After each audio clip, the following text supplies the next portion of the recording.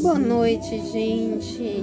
Voltando nossos estudos aqui, a gente parou quando Ló se separa de Abraão, capítulo 13. Então estamos no 14. Vamos nessa. Abraão liberta Ló dos 4 reis que tomaram algumas cidades. Ló morava em Sodoma. Quando eles se separaram, você vai para a esquerda, eu vou para a direita, para que não briguemos, pois não é bom que briguemos. Mesmo se amando, mesmo sendo da família, cada um foi para um cantinho para parar de brigar. Daí, esses reis invadiram 4 cidades, e entre elas estava Sodoma e Gomorra. E Ló morava em Sodoma. Daí, quando Abraão ficou sabendo, isso no versículo 14 do capítulo 14, ele reuniu 318 homens guerreiros para a guerra, prontos para a guerra. Daí ele foi resgatar Ló. Ou seja, a gente tira a reflexão aqui. Mesmo que você esteja separado, cada um morando no seu canto, as pessoas que te amam não vão te abandonar. Se elas realmente te amam, elas vão atrás de você, vão te resgatar, vão te ajudar naquelas horas difíceis. Isso é maravilhoso. Mostra a lealdade, a fidelidade. Mostra como é uma relação de fraternidade, né, entre as pessoas. Seja da família de sangue ou não. Porque família também tem pessoas que não são de sangue, que são consideradas da família. Você tem alguém assim? Eu tenho. Depois que Abraão venceu a guerra, resgatou tudo, todas as riquezas, ele pegou tudo de volta, ele deu a 10ª parte para Melquisedeque, mostrando a sua gratidão, certo? E o rei de Sodoma, ele diz para Abraão que não precisava devolver nada para ele, que podia ficar com tudo e só devolver às pessoas. E Abraão diz: não, Nanina, não. Porque ele fala aqui no versículo 23 do capítulo 14: não ficarei com nada do que é seu, nem um fio de linha ou uma tira de sandália, assim você nunca poderá dizer: eu fiz com que Abraão ficasse rico. Ou seja, ele sabia da intenção do coração do rei de Sodoma, que queria apenas depois tirar proveito de sucesso, de vantagem, para dizer: eu enriqueci Abraão. Ele está assim porque eu o fiz ser assim. Ele ia querer se engrandecer sobre Abraão. E ele tem coisas que você recusa de certas pessoas, porque existem pessoas que são assim, que elas são más de coração e querem fazer coisas para tirar proveito de você. Então, muito cuidado. Às vezes a gente não percebe quem é assim. E depois temos experiências ruins com essa pessoa. Então, muito cuidado. Vamos continuando aqui. Deixa eu ver. Abraão pede a Deus um filho. Ele diz: ó Deus, de que vale tantas recompensas se eu continuo sem um filho, sem um herdeiro, né? Era muito importante ter um herdeiro nessa época. A cultura de levar a geração adiante, do herdeiro levar o que seu pai lhe ensinou adiante, sua família, seus valores, né? Era muito importante e ainda é, certo, atualmente para algumas famílias. Só que Deus fala para ele, leva ele para fora e diz: conte as estrelas se puder, pois bem será esse o número dos seus descendentes, tanta quanto as estrelas do céu, que são incontáveis. Só que às vezes essas bênçãos a gente quer que chegue logo, e o logo pra gente é assim. Só que nem sempre tudo é na nossa hora. A gente tem que esperar, ter persistência, paciência e fazer a nossa parte de levar para isso acontecer, porque nada cai do céu. Então também tem que perseverar. Daí, para que ele tivesse um herdeiro, a sua esposa Sarai pede para que ele se deite com sua escrava, a Agar. E aí ele tem Ismael, certo? Daí, aqui no capítulo 18, Deus promete o filho a Abraão, envia seus anjos, os anjos visitam a barraca de Abraão, fala com Sara, aqui no versículo 7. Isso, no versículo 10. No ano que vem eu virei visitá-lo outra vez, e nessa época Sara, sua mulher, terá um filho, que é Isaac. Isaac significa riso, porque Sara riu, porque está velha demais para ter um filho. O Senhor Deus perguntou aqui no versículo 13. Ele pergunta a Abraão, por que Sara riu? Porque disse que está velha demais para ter um filho? Será que para o Senhor há alguma coisa impossível? Então, porque Sara riu, o significado de Isaac é riso. É muito bacana isso. Eu acho que toda vez que ela olhava para o Isaac, ela se lembrava desse momento e dava risada.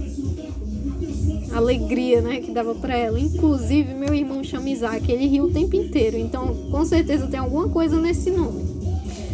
Sodoma, cidade do pecado, capítulo 19. Vamos lá. É uma coisa bem triste, né? Muitas pessoas morreram queimadas. Segundo o arqueólogo Rodrigo Silva, para quem gosta de fatos, de estudos, pode pesquisar lá, que ele explica essa parte aqui, que ele é teólogo também, e ele estudou toda a história, assim, concreta da Bíblia. E ele fala que o calor era tão grande lá, de quando estava sendo queimado, que se elevou a mais de 2.000 graus Celsius, ou seja, o vulcão é cerca de 1.000 e pouco, por aí, e esse chegou a muito mais que isso. Então era muito quente, gente. Era uma coisa assim instantânea. Derreteu. Sobrou nada, nem osso, nem nada, né? Para contar a história. E antes que a cidade fosse queimada, como Ló morava lá, Deus envia anjos para resgatar Ló de lá, para mandar que Ló saísse de lá. E eles foram disfarçados como visitantes e chamam Ló para ir embora. Uma, duas, ele vai apressando Ló e Ló continua demorando.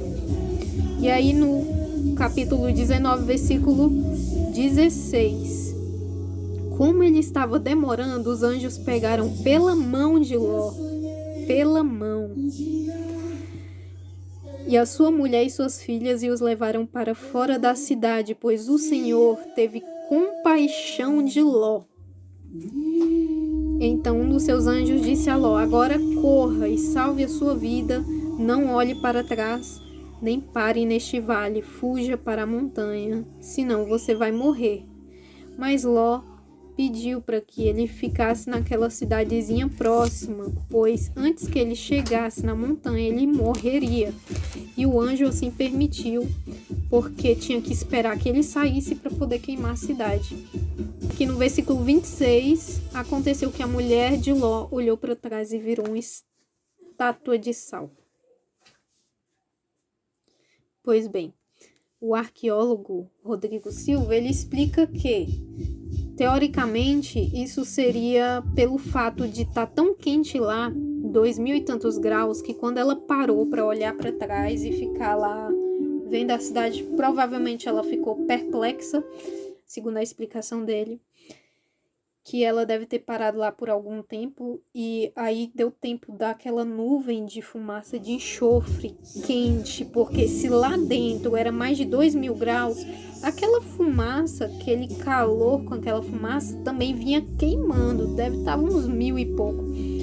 E aí queimou ela assim instantaneamente, cobriu ela de enxofre e ela virou aquele formato assim de estátua de sal por conta do enxofre que cobriu o corpo dela. Se você quiser ir atrás de fatos, tá aí. Se você quiser interpretar da estátua de sal literalmente, também pode, porque aqui é pela fé. Então vamos nessa. A gente pode tirar a reflexão de: tem certas coisas que a gente para em certos lugares que não é a hora e o lugar, não é o lugar nem a hora certa, é errado o lugar e a hora errada para você estar ali. E às vezes você até tem um aviso de alguém, só que você desacredita e aí você faz e dá muito errado depois.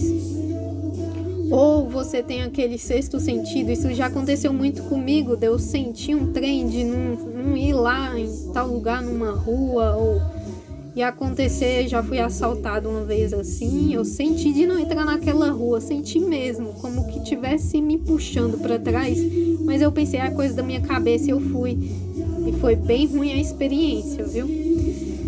Então tem coisas que a gente tem que acreditar, tanto nos nossos instintos, quanto em certos avisos de pessoas que nós confiamos e que dizem, não faça, não vá, porque vai dar muito ruim.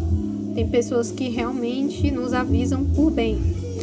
E tem outras que só tentam nos sabotar. Então tem que ter um discernimento, né? Tem que ter um discernimento muito grande para poder saber um ou outro. E vamos lá. E aí, teve o nascimento de Isaac. Agar e Ismael são mandados embora. Sara pede para que Abraão mande Agar e Ismael embora, porque ela vê Agar brincando com seu filho Isaac. E ela diz aqui no capítulo 21, versículo 10. Mande embora essa escrava e o filho dela, pois o filho dessa escrava não será herdeiro junto com Isaac, o meu filho. E aí Abraão fica muito preocupado e Deus fala com Abraão e diz para que ele faça tudo como Sara disser, pois terá descendentes por meio do Isaac. E ele vai abençoar também Ismael, pois é filho de Abraão, e dele também terá muitos descendentes. E aí Agar estava no deserto, como todos sabem, quente de dia, e à noite muito, muito frio. E eles andando no deserto, um menino tá já mingo ali, e ela preocupada e não quer ver o filho dela morrendo, ela fecha os olhos e naquele desespero do deserto, da seca, seu filho morrendo, e aí Deus envia seu anjo, pois ouviu o choro do menino. E lá do céu, Deus chama Agar e diz, por que é que está preocupada, Agar? Não tenha medo, pois Deus ouviu o choro do menino aí onde ele está. Vamos, levante o menino e pegue-o pela mão. Eu farei dos seus descendentes uma grande nação. No versículo 19, então Deus abriu os olhos de Agar e ela viu um poço. Ela foi encher o odre de água e deu para Ismael beber. Odre são feitos de bexigas, tá? De animais que eles deixavam secar e higienizava para poder encher de água, aquela coisinha assim, com tampinha. Aqui a gente pode tirar uma reflexão de o deserto, né? A própria experiência que já diz tudo. Quando a gente está passando pelo deserto, pela prova, pela dificuldade extrema, que você tá à míngua, já desacreditado, desiludido, que só tá indo assim. Deus envia para você assim uma mensagem com a fagulha, mesmo que mínima, como diz aquele que tem a fé do grão de mostarda, ainda tem uma fé muito grande, porque ela basta para que você mova uma montanha de um lugar para o outro, para que você dê o primeiro passo, para que você se erga e siga em frente e não desista. E nesse mundo com tanta guerra, né, gente, a gente para refletir como a vida é breve e a gente tem que ser muito grato por cada coisa que temos. Seja no mínimo detalhe de um sorriso, de um olhar, de estar presente, literalmente estar presente, que às vezes você está ali, mas está em outro lugar. Tenha momentos de qualidade com as pessoas que você ama, porque em qualquer instante a gente simplesmente passa e não volta mais. Bom, vamos continuar aqui e eu vou terminar aqui com vocês no capítulo 22. Deus põe Abrão à prova. Vai ser quando Deus manda Abrão levar Isaac ao sacrifício. E a gente conta essa no próximo capítulo. Muito obrigada, muito bom estar com vocês aí. Fica com Deus. Boa noite de descanso.